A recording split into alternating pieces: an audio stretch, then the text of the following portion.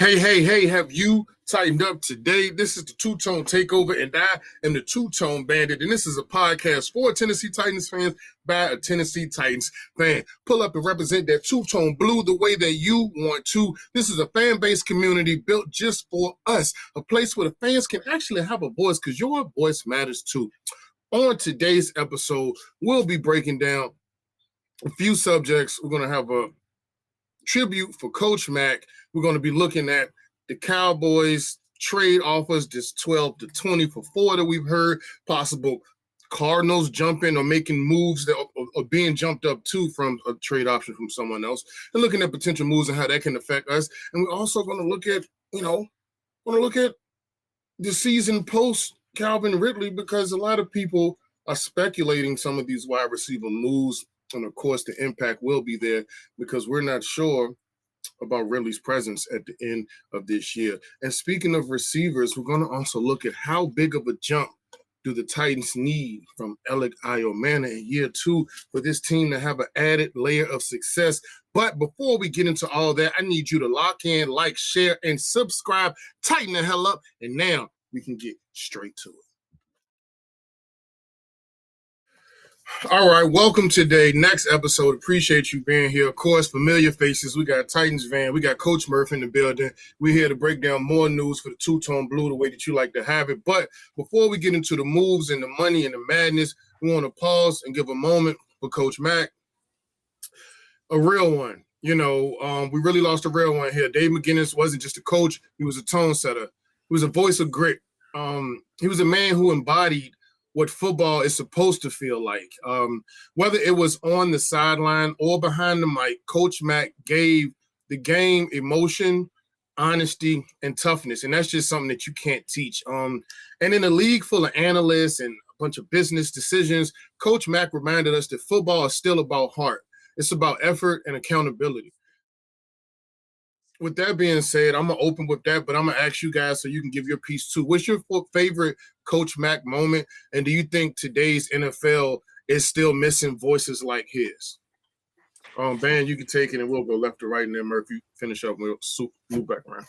I think for me, with Coach Mack and his radio personality and his color commentary, it was so hard for me to pick a favorite because I just really enjoyed his total picture of work, And I think you put it really best when you said, where are these types of guys anymore? And I think as society has grown and the years have passed, and obviously I've been around the block for a while, I've been on this earth for a while and I've followed football, you're losing some of that raw, gritty football, personality on some of these broadcasts, whether it be through television, through radio, or maybe through a different format. And for me, Coach Mack was somebody that I really associated with this organization. And I know that he wasn't here for the entirety of his NFL career, but it was really amazing and touching to see more behind the scenes, the players that he played, that he coached, that played for Coach Mack,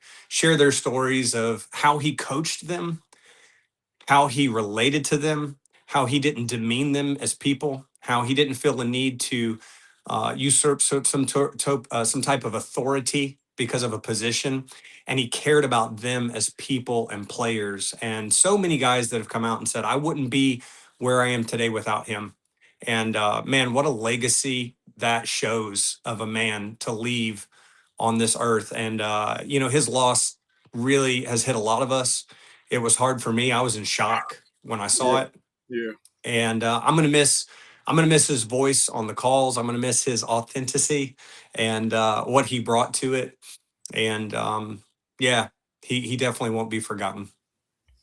100%, brother. 100%. I feel the same way you both do. Coach Mack was your favorite coach. He basically he was the man. He was the man. I don't want to curse when I say he was the ish, but he did it all. He was a great person. Did great when it comes to his color commentary. He was a great person. I know him more so as the coach from Arizona, but he still came back. He coached a lot of different places, but he still came back. Tennessee was home for him. So we lost not just a great color commentator. We didn't lose just a great guy that knows X's and O's and knows football or did things of that nature, or was on the radio. We lost a great person. So it's tough for us. It hits home with the Tennessee Titans fans and even the players. So it sucks, but at the same time, he's still here with us. I'm a real spiritual cat. He's still with us. He's going to be on the sidelines. He's going to be coaching every single game this year. So it's going to be rough, but at the same time, we just got to fight for him as fans, stick together as fans for him, as well as the players. I'm quite sure they feel the exact same way when it comes to playing for him, coaching for him, whatever the situation might be. It's rough. It's rough, but we will get through this as a family. I put prayers out for his family. I put prayers out for the people that were with him day in and day out. He was a great man. He definitely was a great man. Yeah, you're absolutely right, and you said it. I mean, we said it. We've seen. I mean, I don't think enough words can be spoken about a man of his caliber. To be honest with you, I mean, I think we could sit here and talk for the rest of the night about Coach Mack. Honestly, and I mean the entire night. I mean, to midnight. And that's the type of life you want to live. I mean, honestly, you want a life that's just led by just the genuineness of you as that person. And yeah, he would definitely be missed. I think that it would be great if, at some point, hopefully sooner than later, that they will induct him into a ring of honor. That'll be awesome. He's definitely well deserving of that. And just before we move on, just gonna say this: keep your powder dry. Keep your powder dry. Rest in peace, Coach Mack, man. If forever be missed. But like you said, the radio is really good because with him, and then we had lost, Mike Keith a couple years ago. That in the same, but he left the organization. They both are like when you hear Mike Keith and both in the booth, that's a sound that you can't replicate. Like these guys just had a way of calling plays, and they work so well together. It was just amazing, and I'm just hoping that we can really get back to some type of normalcy at some point. And I'm sure, people have to move on in some capacity, but you never truly move on. But nonetheless, definitely will be missed. And it was just great to have experienced him with our organization. Definitely a blessing in that factor. But looking forward at some of these pieces that we're talking about, talking about keeping your powder dry, looking at some of these moves, looking at this rumor about you all have seen the Dallas Cowboy trade scenario, the idea of Dallas offering 12 and 20 to move up to number 4 is I think is one of those things you really got to think twice about, because it's premium draft capital nonetheless, but it comes at the cost of passing on elite talent at the top, so I think Tennessee is in a position where they need impact players for sure. No one's arguing that. Not just more players in general, but trading back could fill holes for sure, but it could cost you a true game changer, blue chip type of talent. If the Cowboys offer 12 and 24 for, are you taking the deal or are you standing firm on elite talent? Boy, looks could kill, boy. Coach is getting ready. He already read. That ain't a hat. I'm writing down and everything, man.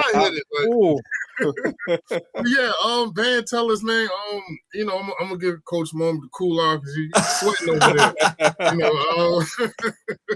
But yeah, Van, tell us how you feel about that proposal, and Van, you take away, then I'll get my thoughts today, and I'm gonna let y'all take off.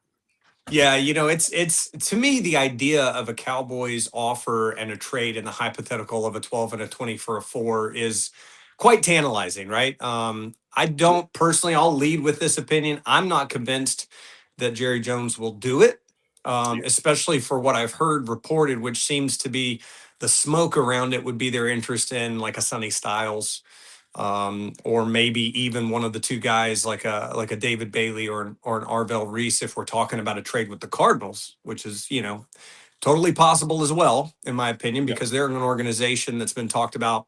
We really want, tackle, and are we going to take a tackle that high? And are they going to take, one of the two edge guys between Arvell or between Bailey that are not taken by the Jets? So, I think both that applies for the Cardinals and applies for us at pick number 4. So I'm not convinced that Jerry's going to do that, but he does have a lot of draft capital. And I think that the historical relevance behind the Cowboys organization, Jerry Jones's ownership and general management of the team and the roster, I mean, I think that provides its own smoke. I mean, the history of when people look at the Dallas Cowboys and how they're ran, they see it as kind of an organization that stays in a bit of a chaos to some degree, that makes moves or makes decisions with personnel or roster decisions or draft decisions a little gunslingery, which Jerry probably likes that to some degree. But even with that, I think they've kind of leveled out. I think Steven, if I'm correct, I think it's Steven Jones, his son. I Yes. may have that. Yeah.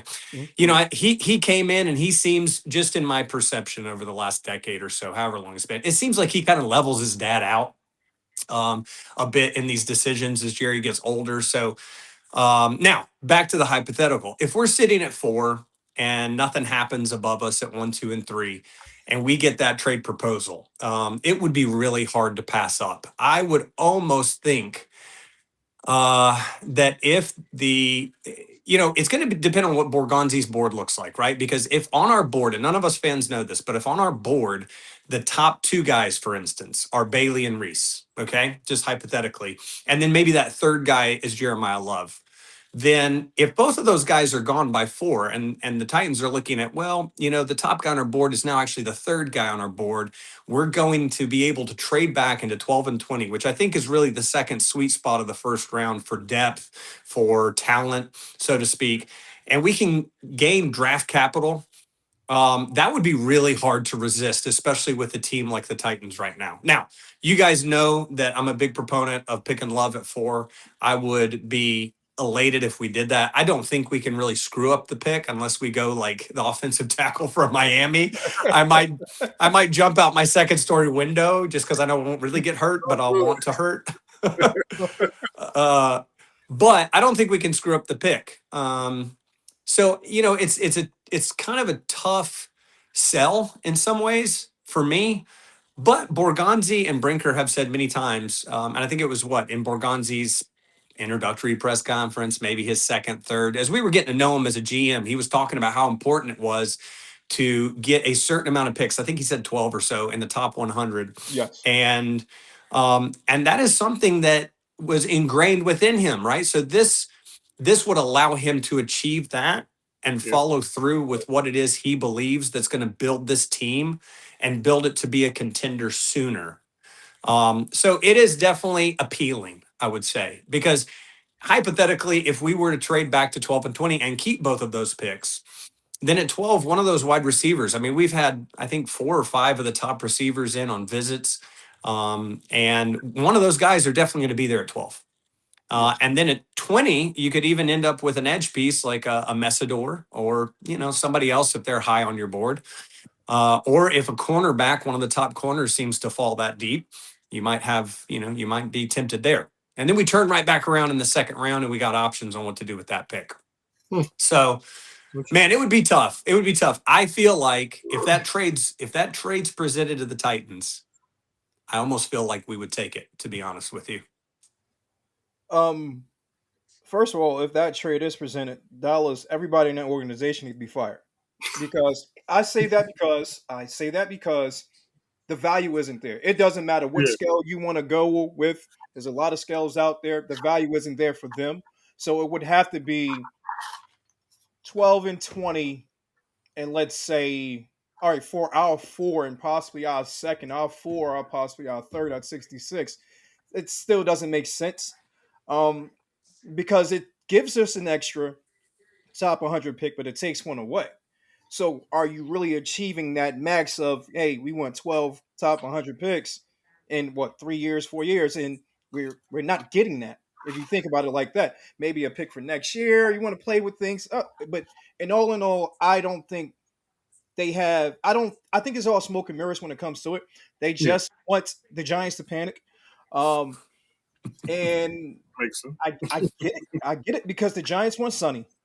Dallas wants Sonny. This just came in. Hold on one second. Hold on, Bandit. Play that breaking news. We got This just in. All right, so the Jets canceled their visit with Bailey. They just canceled it earlier today. I want to say like an hour ago. They canceled it, but it's all smoke and mirrors. So are you canceling it because you want Reese, or are you canceling because you already know you're taking Bailey? exactly.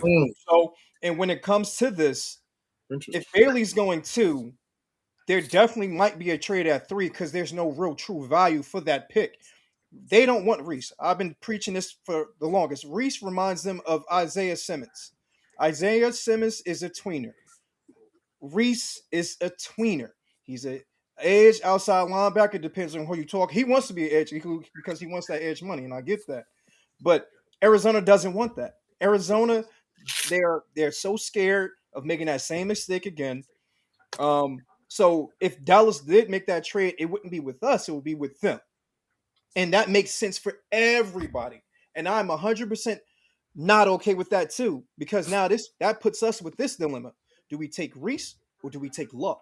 I want Love, and I feel like we have to make Cam's life a lot easier. You make his life a lot easier by giving him a line as well as giving him a running back. You already know the receivers are going to get better because they came in with him. You already know how great the receiver class is next year. You already know that you have Diggs out there that can make a team better if you want to go that route. You got Jennings out there that just lowered his price also, so that's something else to look for. He lowered his price. Jennings is out there. We can win with a whole bunch of twos. We don't need that one this year. We can win game with a whole bunch of twos because Cam Ward is that damn good. Yeah. Jeremiah Love is that damn good. That defense will be that damn good. So do you take Reese at 4? No. In my opinion, no. If you trade back, let's say for hypothetical reasons, we are off that 4 for 12, for that 4 for 12 and 20. What are we going to do with it? Do we trade picks more? But we won't get that stud like Jeremiah Love is a guaranteed blue chip player. The guaranteed, like we talked about already, the guaranteed blue chip players, Sonny, Love, and Downs. We already know we won't get Downs.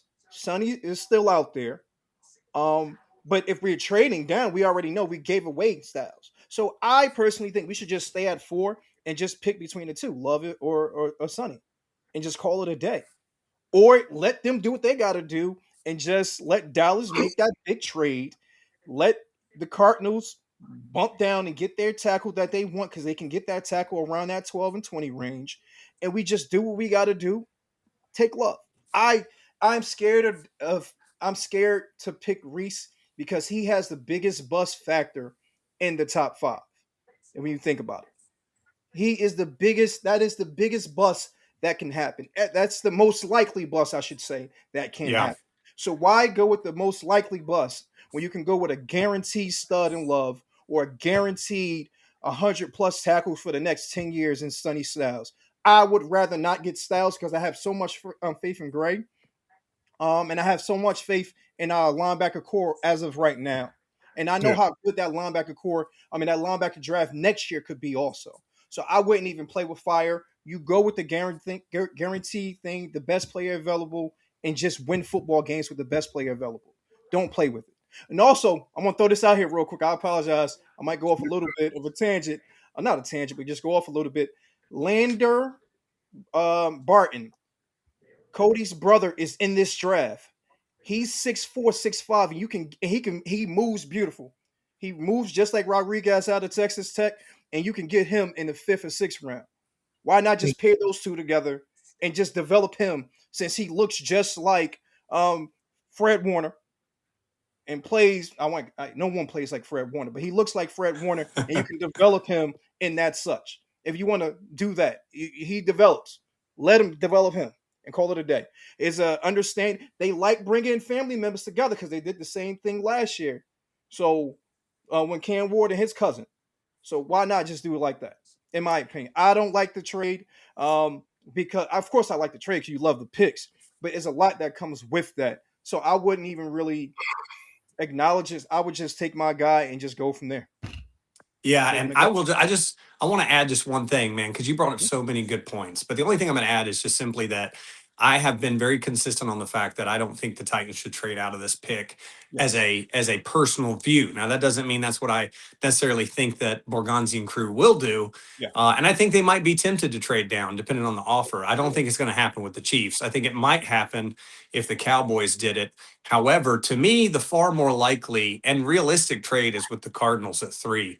And Yes. you laid it out beautifully, Coach. It puts us in a completely different conundrum. Mm-hmm. But as fans, we're in that conundrum. But man, those guys, those guys over there in the offices, they might know exactly what they'll do. And I kind of hope they do.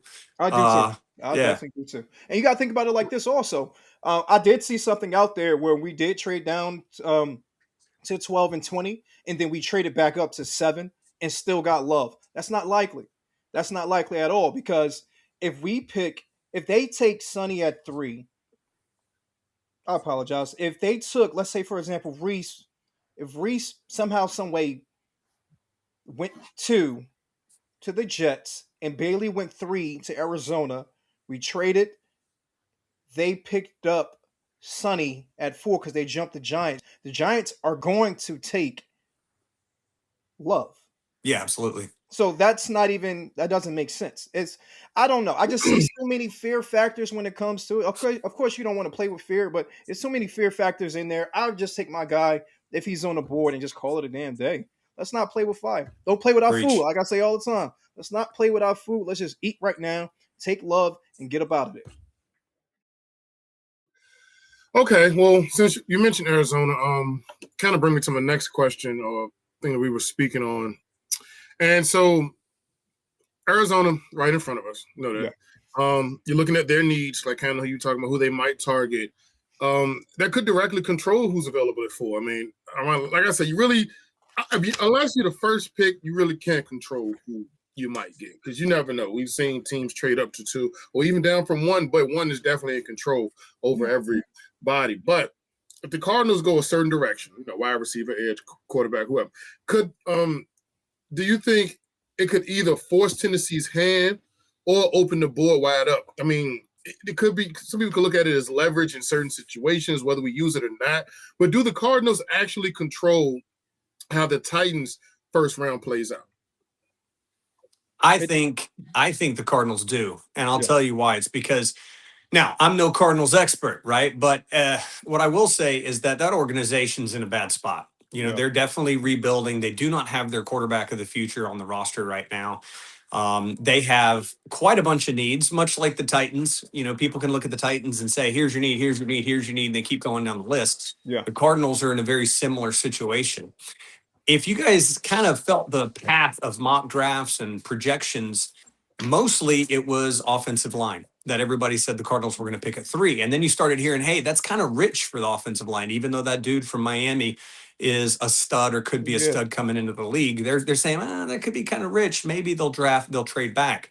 Then we kind of saw a swing to Bailey being talked about at the Jets. And then all of a sudden now the Cardinals taking Reese, and there's been some projections there. And then Jeremiah Love goes for a visit and visits Arizona, which happened just a couple of weeks ago. I think they're a big wild card to me, right? I don't have any clue what this organization is going to do. There's a lot of different ways they could take this. They're in a similar situation in their running back room that we are. However, they just invested new money in their running back room, and they have different contract structures there. So I don't think they're going Love. I mean, they might have brought him in for a visit, but I don't think they're going that direction. And as Coach pointed out earlier, the real big domino effect is if they trade out of that pick. Well, there's 2 points, right? If either edge goes at number 2 to the Jets, which everybody thinks they will, if the Cardinals then pick the opposite guy, okay, because Bain's stock and Bain's kind of talk with the Titans has been on a steady decline, so I'm not going to talk about that. But if Reese and Bailey go in no particular order ahead of us, to me as a fan at home, I'm thinking it's Jeremiah Love, because I don't think that the Titans have Sonny Styles above him on their board. Nobody can convince me of that. And that's not just my fan perspective. There's all kinds of stuff pointing to what Coach said about you got to set Cam Ward up. You have an instant offensive weapon. You got a guy that can take it 80 plus. I can go on for days. But if those 2 guys go, then you got Love. If the Cowboys trade and the Cowboys want Sonny Styles, then all of a sudden you got either Bailey or Reese sitting there along with Jeremiah Love.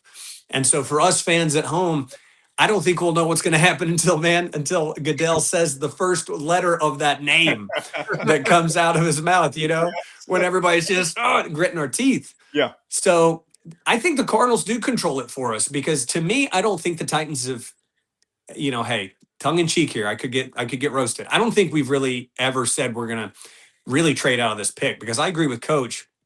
We need blue chip guys. We need high impact guys, defense, offense, whatever. But we need them now. Yes, We have a tight window. We've got Cam Ward on a rookie contract. We got him coming off of a first season. Second sophomore season is an important season for development for your quarterback. Yep. You have to capitalize now. We're going into the new stadium next year. So there are tons of things to point to the direction that we have to have results now. Yes. Okay.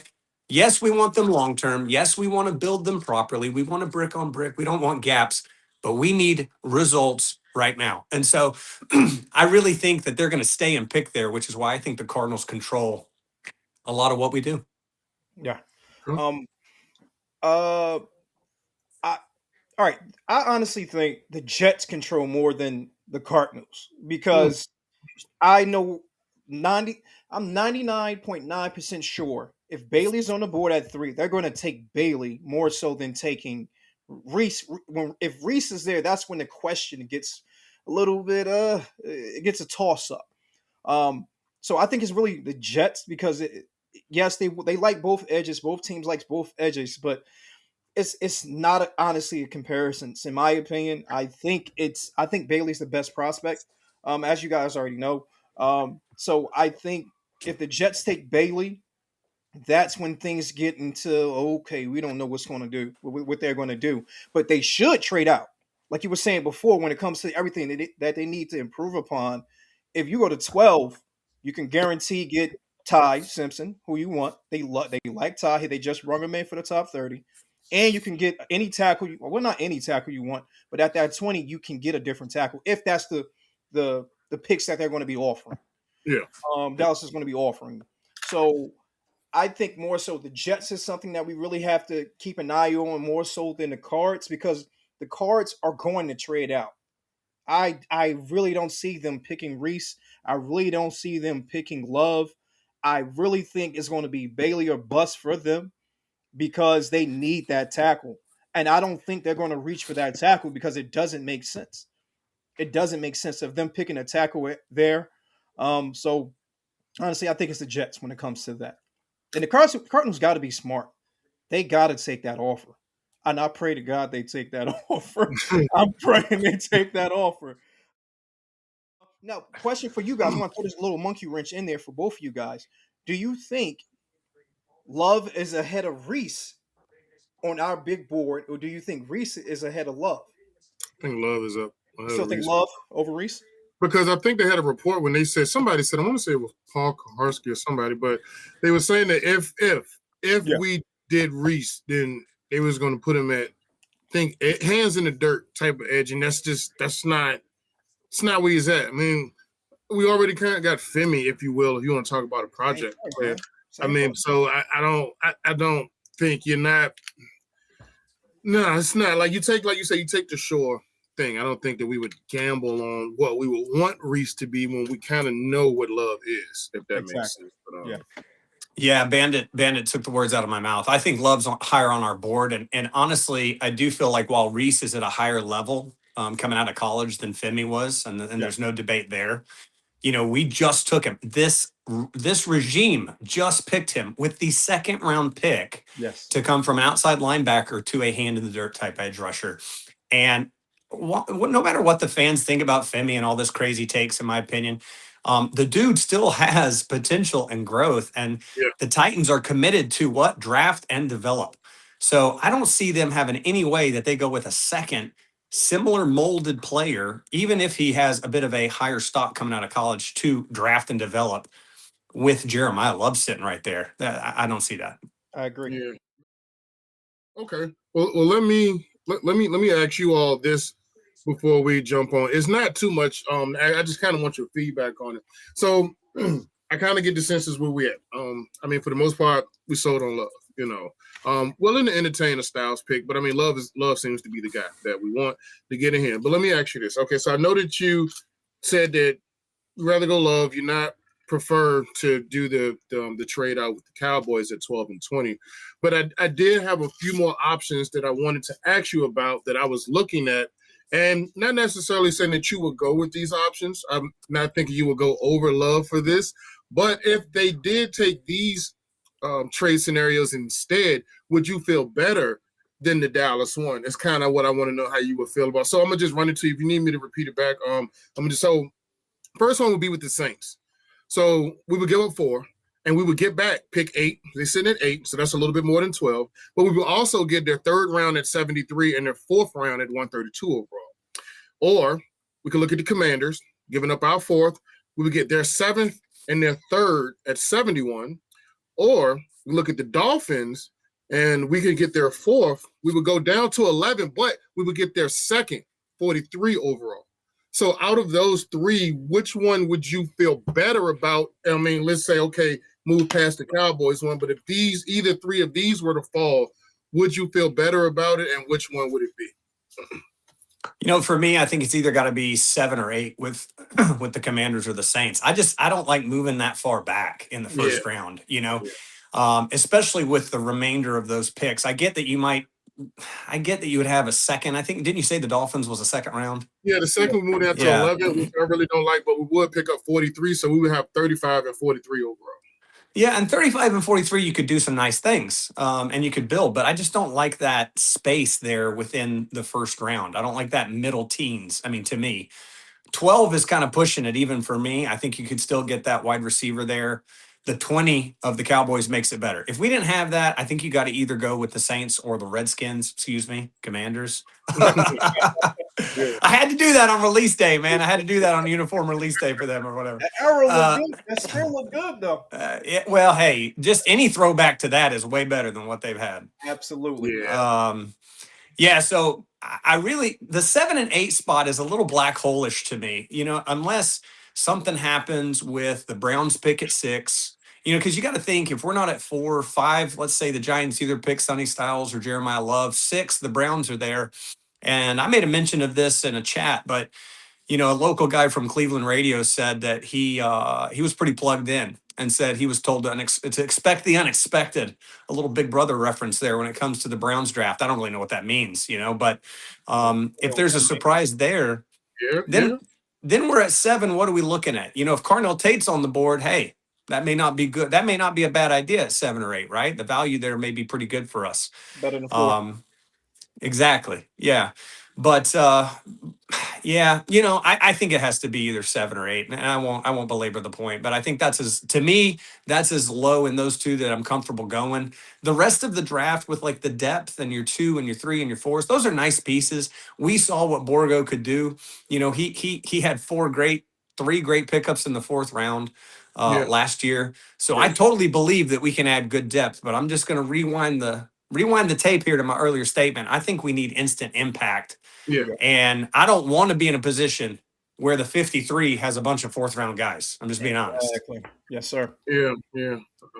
I like the Saints one myself. If we did, just because, like I said, we only moving back 4. It's not a big gap, but we do pick up, like a 3rd and a 4th, and I just that could be magical. But Coach, which one would you feel better about if out of any of those options, if they were to make any type of trade back at all?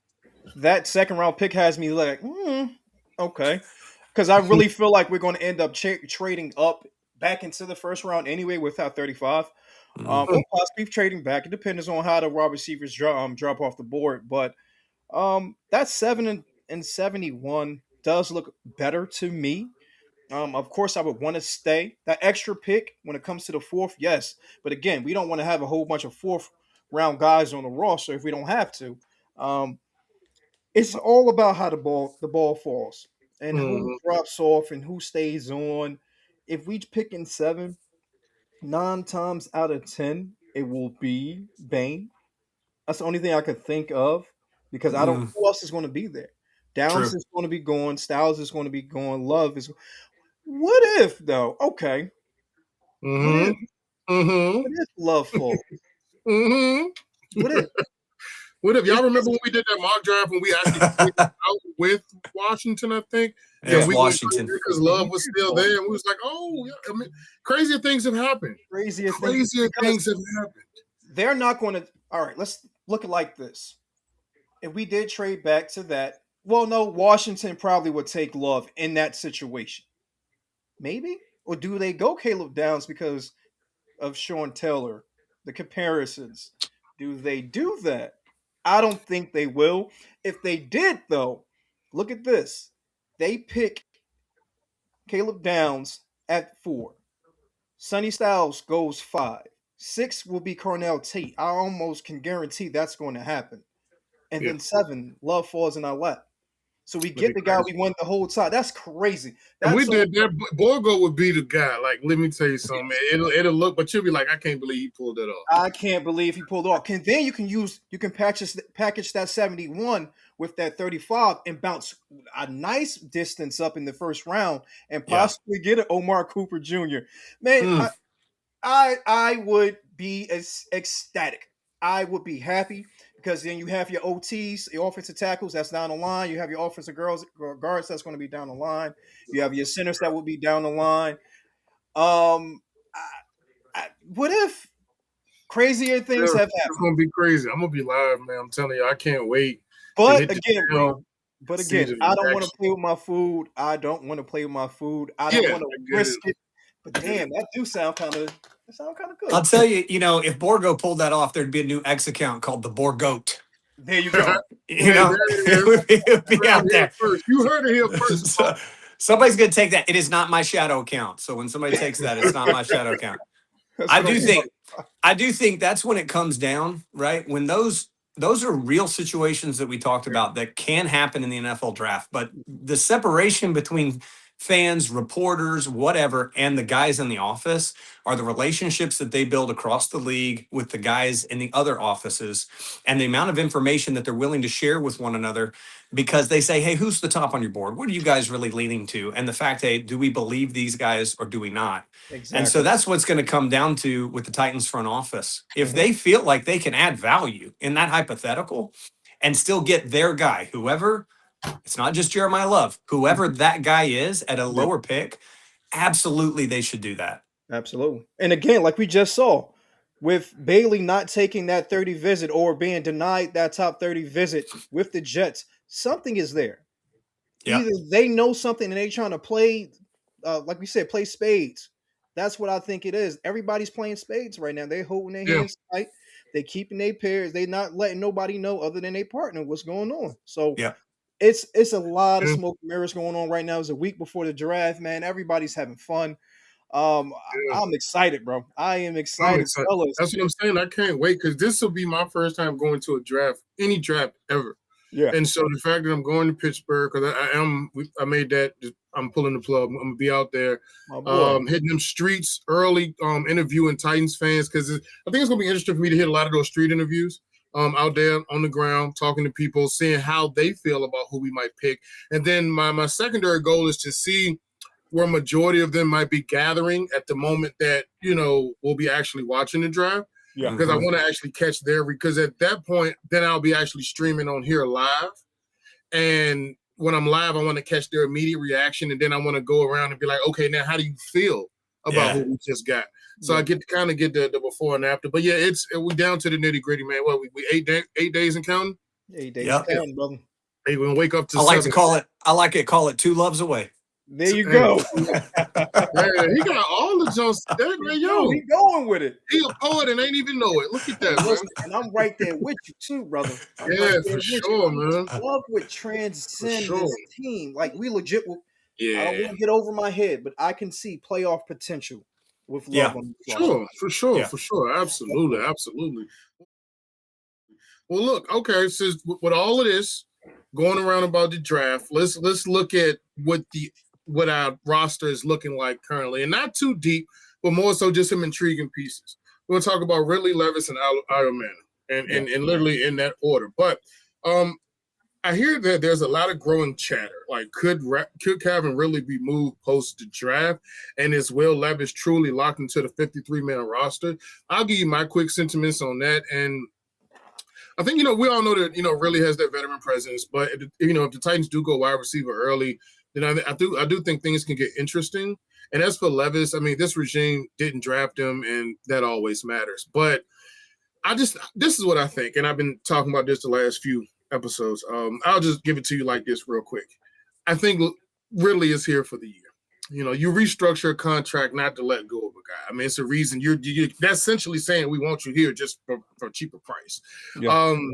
But I don't think he's coming back regardless of what he does this year.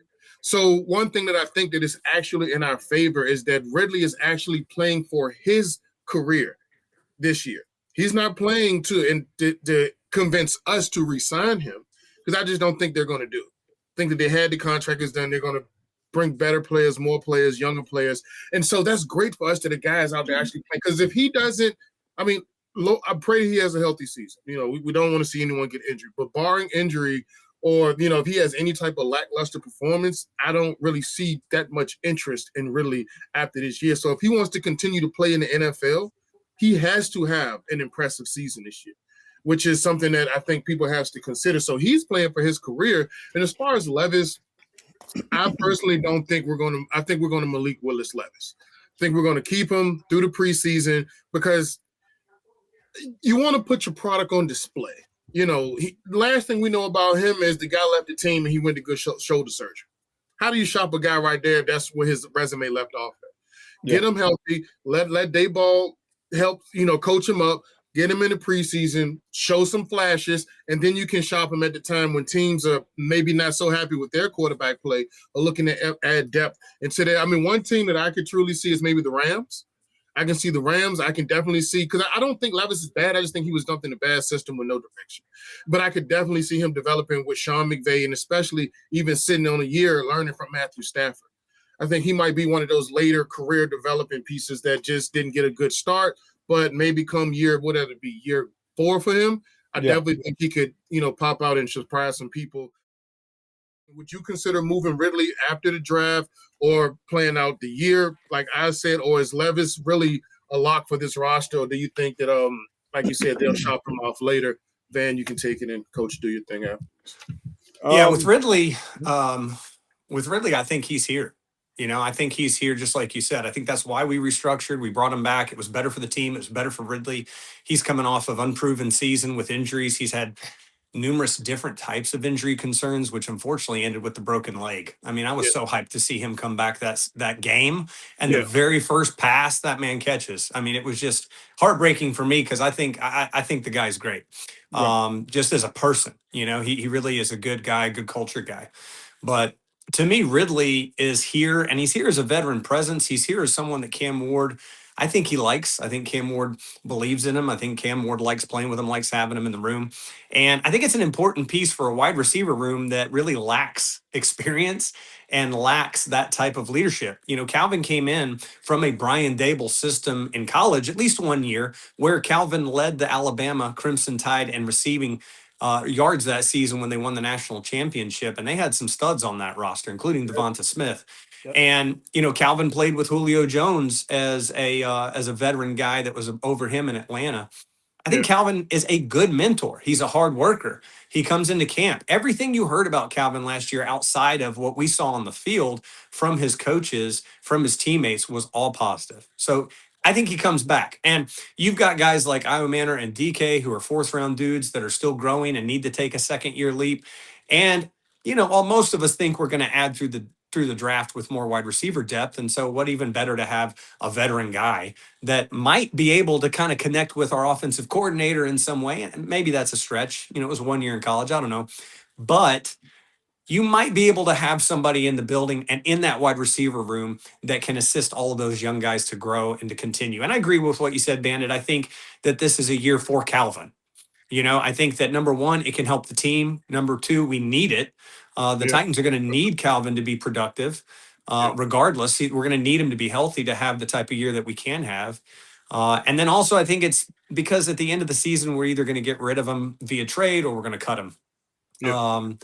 And so I think it's good. I want him here. I think it's great. I think it would be good for the season. As far as Will Levis, I agree with everything you said, man. I mean, I think that Levis is going to be gone at some point after the draft. And I think probably likely that preseason type era, only because everything that's been out there about him in social media and in even in national media, if you will, he's had a hard road, and Yeah. I think he has to prove it a bit as well. I mean, Levis is not a young cat. I think he's 26 or 27 now, Yes. and and he is on his fourth year. He should be developing. If he could find a new home and pair an increased mental awareness of the game and a better approach with a better coaching staff with his arm strength, I think the kid still got plenty of opportunity to grow in his career and would be a good piece somewhere. But it makes sense to me most post draft because we've got a lot of quarterbacks in this draft, like Drew Aller, Nussmeier from LSU.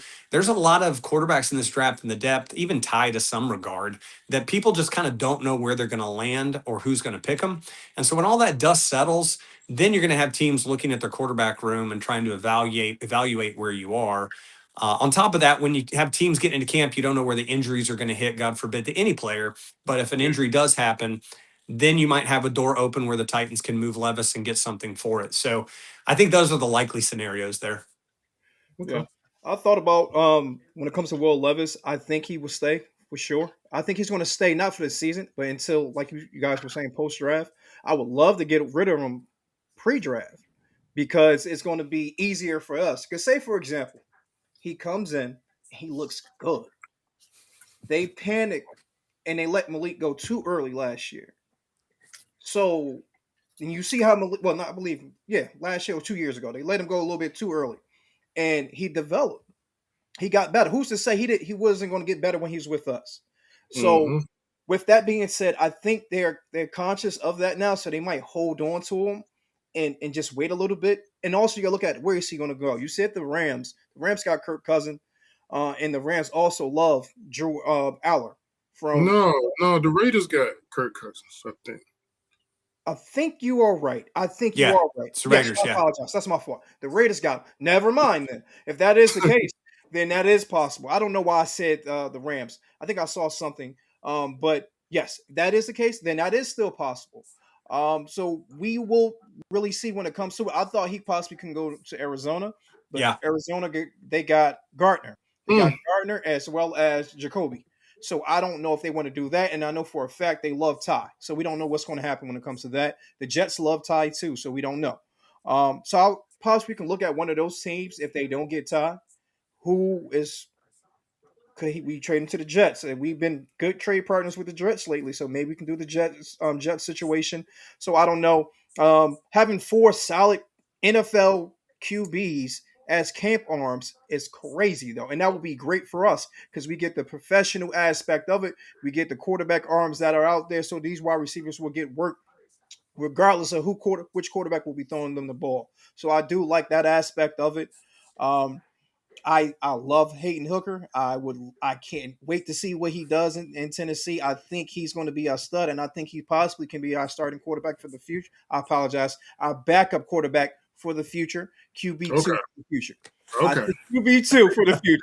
For you Yeah, with that one. I had to bring it back a little bit. I was talking too fast. I had to reel it back. So You I see think Bandit's face? I saw it. He's going to be our QB2 for the future because it makes sense when it comes to it. I know he's happy to be here. Yeah. I think Trubisky is going to go wherever Dable goes when he gets his head coaching job to be the backup quarterback, wherever that is, to whatever quarterback will be a starter quarterback. I I don't think it's smart for us to let go of Will Levis yet until we can really see what's going on because I don't even think he's at practice now.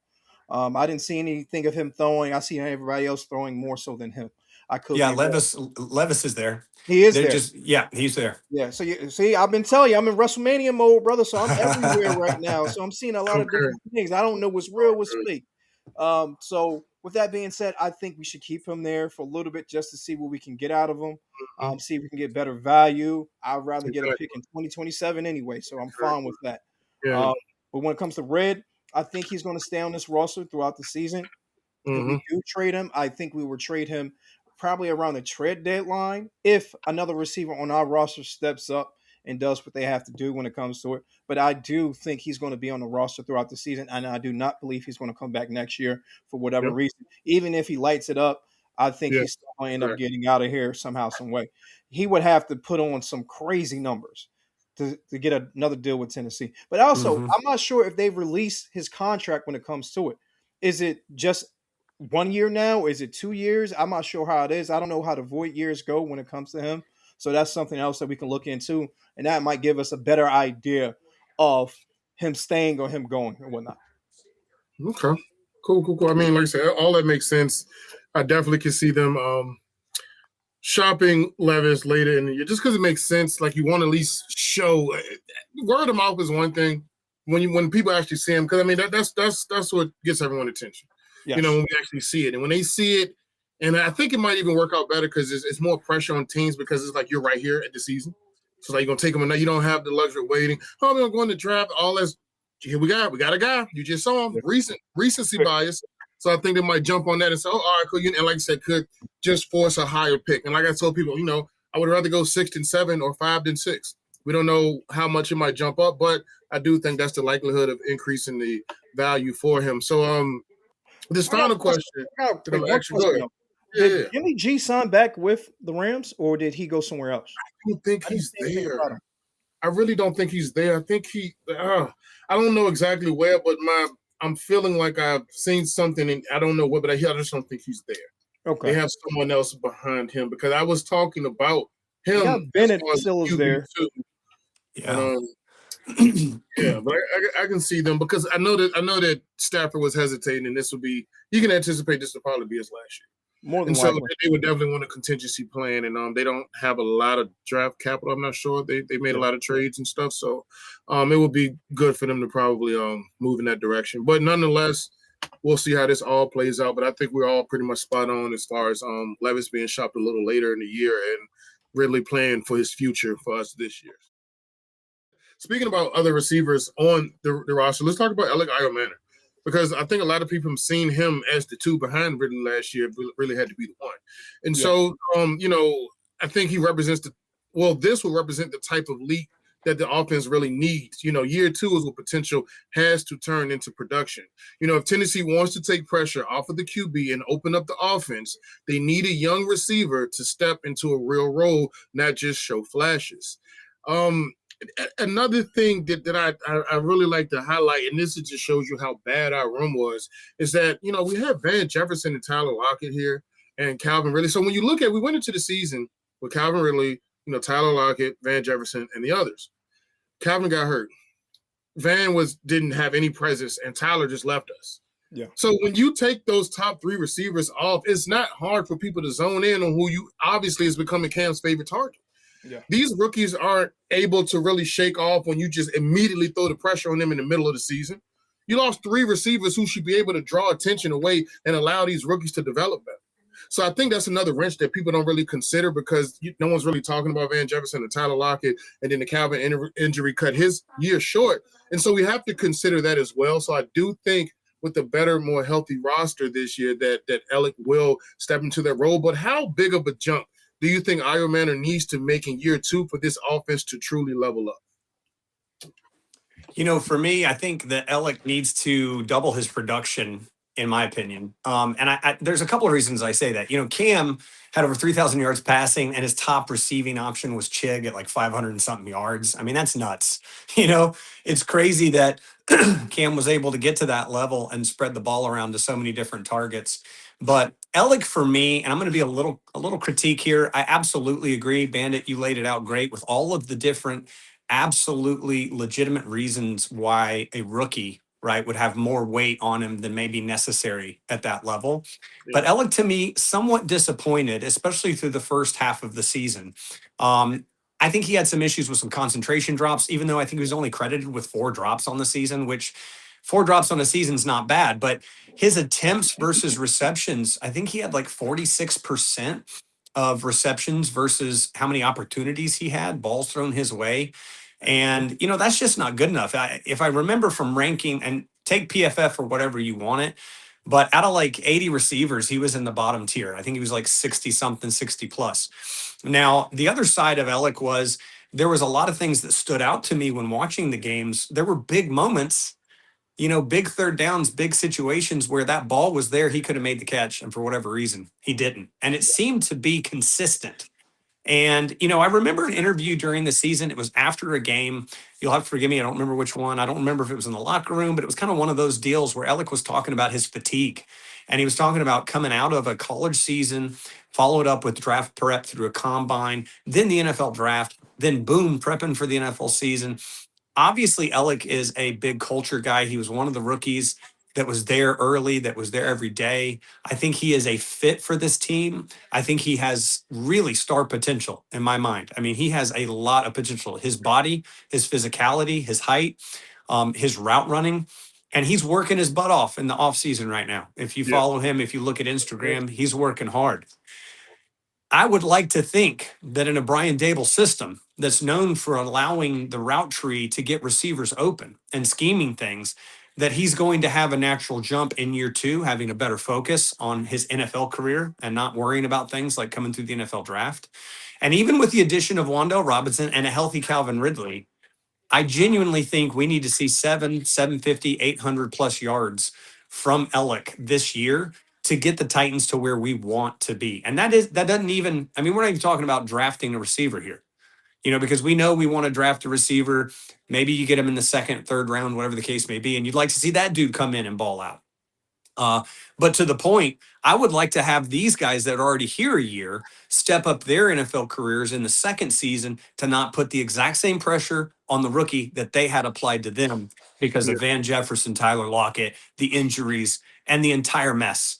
So I think Ellick and Chimray both, but Ellick, he really battled with a lot of different situations last year, from poor coaching, poor route trees. I remember watching a replay on an important third down where him and Chim ran into each other when a ball was thrown, you know? And whether that's coaching or the player not remembering his assignment, who knows? But genuinely, I think Ellick has a high ceiling. And I think that for this Titans fan base and this team, we really need him to come up closer to that 1,000 receiving yards to get us to the next level. Yeah. 89 targets last year, 41 receptions, 515 yards. I'm doing the same thing. Get you. So we're looking up the same. Yeah, you already know. I'm going. You put me on base, coach. Put me on base. I got you, brother. So with that being said, if you can get a little bit better from the production factor, you're golden. I feel like he can get, if we can get him at 800, let's say get him at 8 touchdowns. I think that's what we need when it comes to it. Like I was saying before, man, I don't think we need. Of course, we want a 1,000-yard receiver. We don't need it. If we can have a whole bunch of 800, 700-yard guys, that sets us up a little bit better. It shows how good Cam Ward is, basically playing point guard when giving everybody assists. So I'm fine with that. I know he can do that. He loves feeding everybody else. So I think Cam is capable of doing that and still putting up numbers himself. I think he's going to get a lot better this year. The problems that he had last year was some of the problems that we looked at from him coming out of Stanford. Concentration issues, drops out of nowhere after making crazy catches. It's like the big game. He performs good in the big games, but he needs to understand the other games he got bored when it comes to it. He had a lot of drops and things like that. I felt every now his body looks amazing. His leg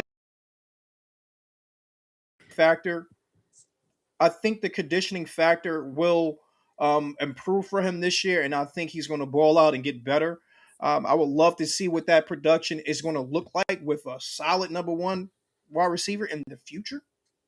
I'm going to say in the future because we're not going to get it this year. And I just want everybody to understand that we're not going to get that this year. He will be a number 2 receiver. He's not going to be a number 1 receiver.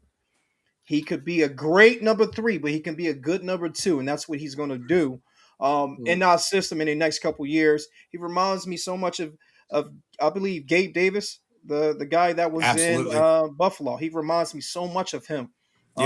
So I think he's going to improve. I think he's going to get better. I think he's going to put up 808, and that's what we need, plain and simple. Well, you got to think we've been down this road before with Calvin Ridley paying him a big contract and expecting number 1 wide receiver 1 numbers.